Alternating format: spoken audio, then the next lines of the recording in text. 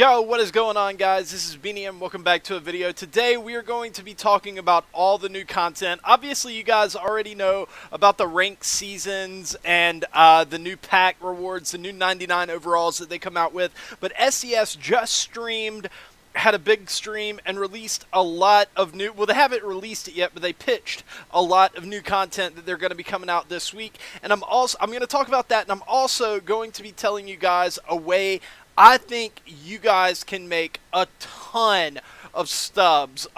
If I would have done this last year, I would have made a ton of stubs, but I definitely noticed this. It's something SDS is doing that you can totally take advantage of, but you have to do it today, before tomorrow. If you wait until tomorrow, don't try it. It's not going to work. You're just going to be buying expensive players. But we'll get into that in just a minute. First of all, we're going to talk about what SDS was talking. They talked about the new program and a new flashback series that they are coming out with. It's the Future Stars series, guys. And this is something I mean, I didn't expect to get credit for it or anything because Madden has done it before and stuff like that. But last year, I had a conference call with a developer, with Cardinal Bird and a few other people.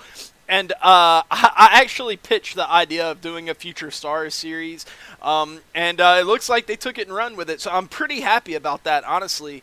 That you know, they're expanding their flashback base and stuff like that. I'm not a huge fan of the way the cards were constructed because I feel like if you're projecting players out and stuff like that, you might inflate them just like a little bit, but it almost feels like they purposefully nerfed a lot of them. Like the Yohan Moncada, if Yohan Moncada hits his ceiling, he's going to be one of the best players in baseball. I mean, his ceiling is so high. Same for Rafael Devers, Andrew Benintendi, guys like that. Their ceiling is going to be really high. And I feel like they were pretty conservative with how they ended up rating those guys. There are some interesting pitchers in there, like the Lucas Giolito. I think there was a Tyler Glasnow that were pretty interesting, threw really hard, had sinkers, stuff like that, good per nines.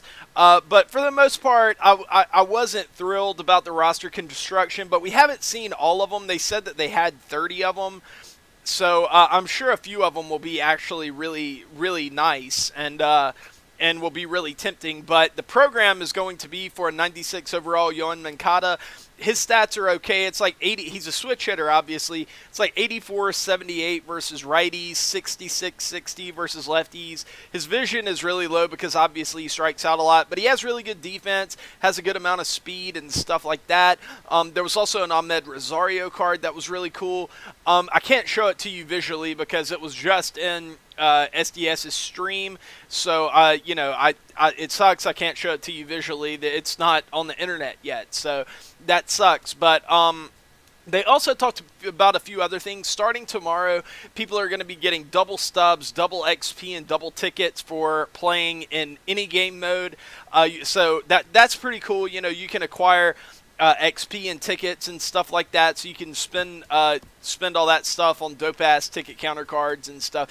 But the way that you are going to make a ton of stubs, I cannot guarantee that this is going to work, guys, because I think that this is the way the market is going to handle it, but this year is very different from last year. But last year, what SDS is doing tomorrow, by the way, is stubs are going to be half off. Stubs are going on sale. They're going to be half off. And they did this a couple times last year, and every time they did it, every time stubs went on sale, people started buying the hell out of stubs. And what that caused is it caused everything in the market to significantly inflate. Like this, for example, this Yadier Molina card. It went last year it would have went from 75K to 110K. Something crazy like that. Something that beats the tax. So if you have a lot of cards, you can only do this with desirable cards that people actually want. But if you can find the right cards to buy up, and you have a lot of stubs to spend. Let's say you have 200,000 stubs lying around and you want to invest them or something. In my opinion, a really good investment right now that will probably pay off would be to go and buy up a lot of these cards, spend all your stubs on buying up these desirable cards, and whenever stubs go half off, wait just like a few hours, and these cards are going to inflate. I'm not 100% that they're going to inflate. I hate giving advice on stubs and stuff like that just on the off chance that I'm wrong. But last year, I know that this happened. I know that the market was significantly inflated. I don't know if it's going to be different this year because there are so many ways to acquire cards. You have BR, you have ranked seasons, you have missions, you have programs, you have all that stuff, all these different ways to get a good team. I don't know if it's going to make the market inflate as much, but I'm pretty sure that it will inflate at least some. So what I would suggest is I would go out and I would buy these Tony Perez's, these Buster Posies. I'm sure the BR rewards will be really good for stuff like this.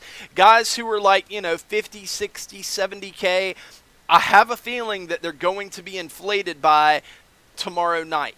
So if you have the time today, go and buy up these players. And the worst that can happen is that you buy them up, they don't inflate, or they don't inflate enough to beat the tax, and you lose out on a few thousand stubs whenever you sell them back because of the tax. But the best thing that can happen is that you buy this Tony Perez card, and by this time tomorrow, he's 70K. Or you buy this Paul Goldschmidt card. I don't know if Paul Goldschmidt would be a great one, but you buy like the CC Sabathia card, and he goes up to 80K, and you make a huge profit on it. You can turn 200,000 stubs into 350,000 stubs or 400,000 stubs. Who knows? But I think that this is probably going to be a good way to make some easy stubs, guys. So, if you think it's too risky, don't do it. And if it doesn't work, please don't blame me because I'm only observing what I saw last year. But I did want to put out this video and upload it tonight so you guys would have a chance to go in there and make some stubs if you felt so inclined. Am I going to do it? Probably. I want to get a few more stubs before I try it. So I may work the market a little bit or sell a few guys or something like that. But yeah, just try to be aware of things like that, and you'll make a lot of stubs. But anyways, guys, I will see y'all tomorrow. I was going to stream today, but I'm not going to do it tonight. There's just too much going on. But tomorrow we're going to be getting back on that Chipper Jones grind. I had my fantasy football draft today, so I couldn't really do it today. But tomorrow we're going to get back on this grind in Battle Royale, try to go 12-0 and get this Chipper Jones. But anyways, guys, until then, I will see you later. Peace!